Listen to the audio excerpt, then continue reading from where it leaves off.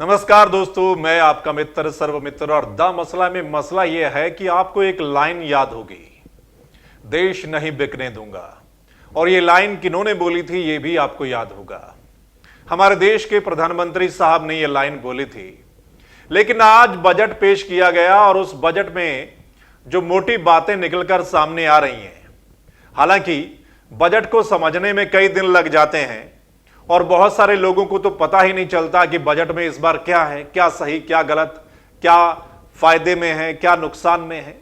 लेकिन आज जो मोटी मोटी बातें निकलकर सामने आ रही हैं वो ये कि रेल बेच देंगे, एयरपोर्ट बेच देंगे, सड़कें बेच देंगे, किसानी बेच देंगे, वेयरहाउस बेच देंगे और भी बहुत कुछ, ये सब बेच देंगे। अब एक तरफ लाइन है कि देश नहीं बिकने दूंगा और दूसरी तरफ ये सब चीजें बेच देंगे। इसका मतलब क्या है? लगता है ये एक दिन आपको भी बेच देंगे। हालांकि किसानी बेच देंगे, इसको लेकर देश का किसान खड़ा हो गया है और देश का किसान पिछले 2 महीने से ज्यादा वक्त से राजधानी के बॉर्डर पर पहुंचा है। और अब दूसरे लोगों को भी यह समझ में आ रहा है कि किसान क्यों वहां पर डटा हुआ है। किसान डटा हुआ है कि उसकी किसानी वो बेचना नहीं चाहता, उसकी धरती, उसकी जमीन वो बेचना नहीं चाहता, इसलिए किसान वहां पर खड़ा हो गया है। और अब लोग भी समझ रहे हैं इस बात को लेकर। लेकिन बड़ी बात कि हमारे देश में बड़े बड़े खरीदार हैं, वो हर चीज को खरीदना चाहते हैं और अगर आप चाहते हैं तो वो आपको भी खरीद लेंगे और आप भी बिक जाएंगे। जैसे मैं आज हमारी बिरादरी की ही बात करता हूं, यानी मीडिया की बात करता हूं। मीडिया, ज्यादातर मीडिया बिक चुका है और जो बिका हुआ मीडिया है वो क्या दिखाता है, क्या लिखता है, इसको आप भी अच्छे से समझते हैं। और वैसे हमारी जो बिरादरी है, जो मीडिया है, उसको हमारे देश में लोकतंत्र का चौथा स्तंभ कहा जाता है। कहा जाता है ना, मतलब लोकतंत्र के 4 पिलर हैं, उसमें से एक है मीडिया। लेकिन अगर मीडिया ही बिक जाए तो फिर लोकतंत्र की नींव कमजोर हो जाती है।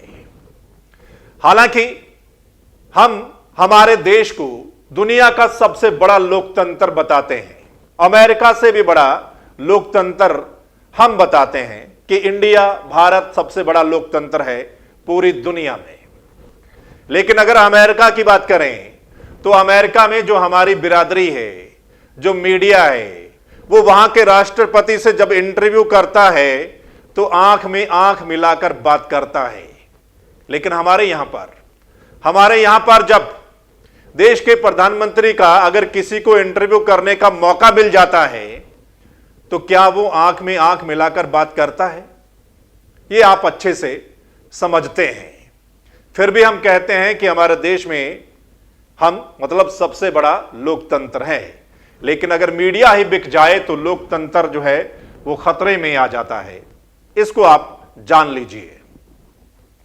अब बात करते हैं दोस्तों कि जो बजट है वो आज हमारे देश की वित्त मंत्री जो हैं निर्मला सीतारमण, उन्होंने पेश किया और वो अंग्रेजी में बोलती हैं।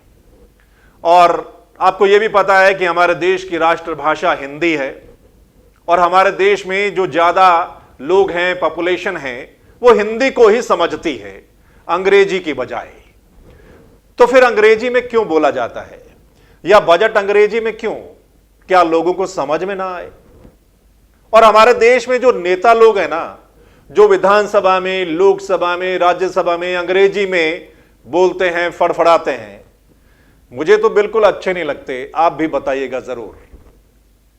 मतलब कि जब सभी लोग हिंदी समझते हैं तो आप लोग क्यों नहीं फिर हिंदी बोलते? क्या आपको बोलनी नहीं आती है? तो फिर आप अंग्रेजी क्यों बोलते हैं? वैसे भी बजट लोगों को समझ में नहीं आता, इतना आसान नहीं है बजट को समझना।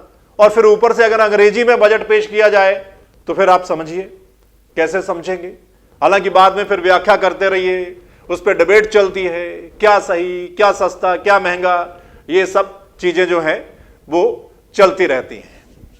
हमारे देश में आपको याद होगा, मतलब आप पढ़ते हैं कि जब आजाद हुए थे उससे पहले जो स्वतंत्रता सेनानी थे, खासकर भगत सिंह, मतलब उन्होंने जो सोचा था या जिस वजह से उन्होंने बलिदान दिया था, मतलब जो अंग्रेज थे, जो गोरे अंग्रेज थे, उससे तो हमें छुटकारा मिल गया, उनसे तो देश आजाद हो गया।